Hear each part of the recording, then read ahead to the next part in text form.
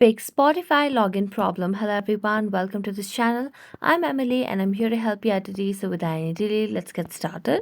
So first of all, launch the Play Store application and make sure that you have the latest version of Spotify application.